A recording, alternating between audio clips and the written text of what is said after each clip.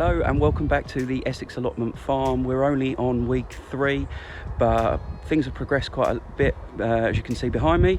So I'm going to show you how I'm laying out the first part of the market garden and how I'm prepping the beds for planting. So let's go and have a look.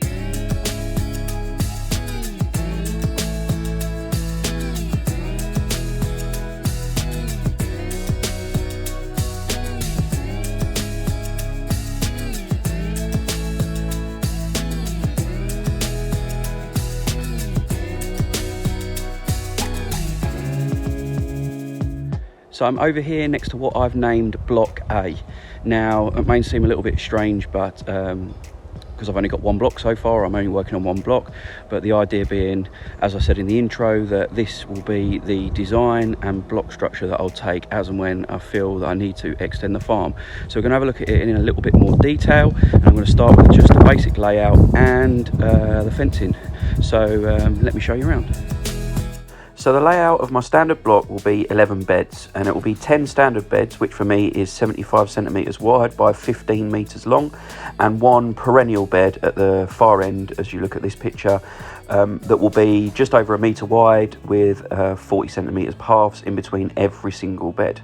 The perimeter fence is 17 metres by 15 metres, so that will give me a little bit of room all the way around the edge. The fence itself is really simple, just to keep wildlife out. I've got 1.2 metre high galvanised wire fence on 1.5 metre posts that have been knocked in 30 centimetres, and under the base, as you can see, around all of the fence I've put some weed membrane to stop the grass growing up through the fence.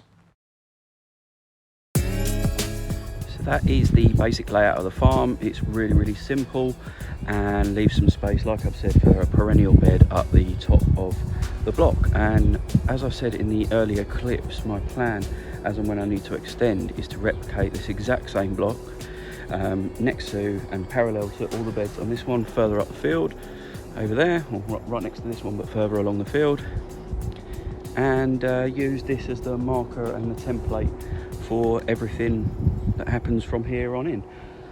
So the best thing for me to do is to run with this for the next couple of months, see how it works, see how logistically it works on the farm, whether access with one single gate at the front is good enough or whether I need one at both ends, look at it in vicinity to the water, and yeah, just see how it goes and see how stuff grows in this sort of way. And then I can fine tune it, tweak it, and when I come to, in the future, having to make blocks B, C and whatever comes after this, we're only in week 3, so who knows, you know, this should be the template for it going forward.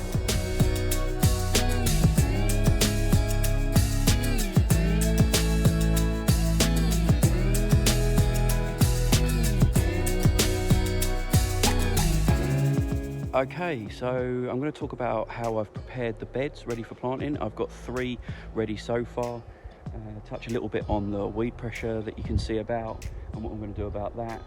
But yeah, basically how I've prepped these beds so far, what I've done to get them ready for planting, and yeah, again, it will be the template on doing the next 7 beds and anything that comes after this.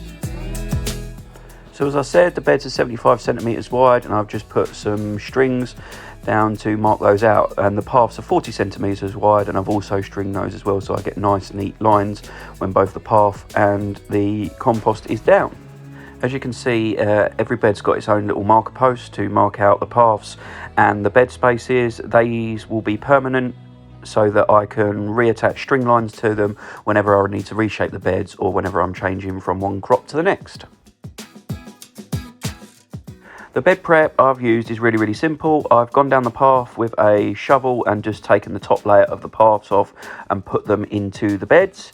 And then I have added 50 litres of soil improver, which was kindly donated by Natural Grower.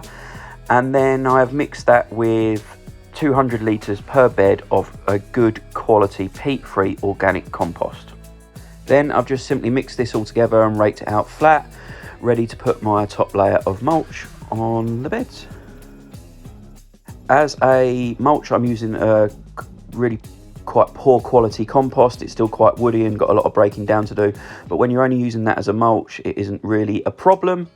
I've added about half a cubic metre to each of the beds. The beds themselves work out at just over 11 metres squared.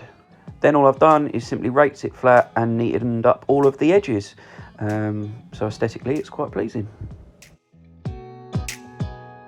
For the paths, I've simply added a really thick layer of this sort of leafy wood chip that I got free from a tree surgeon. There's quite a lot of green matter in this, so it's not ideal. However, it's a really thick layer and it will continue to break down in the path. So again, just feeding the soil with much needed nutrients. Finally, to help with the weed pressure, I'll just cover the beds when they're not in use. So you can see I've only got one on show in this last picture. So there you go. That's where I'm up to at the end of week 3. 3 beds prepped, and as I said, if I was ready and if the fencing was up and running, you could plant in them right now. But yeah, still loads and loads and loads of work to do. Thanks again for Felicity, who has come and supported me on a couple of volunteering sessions, which is excellent, and hopefully I'll be doing some more of those as the season goes on. But yeah, that's it from the farm today. I will see you in the next vlog. Bye.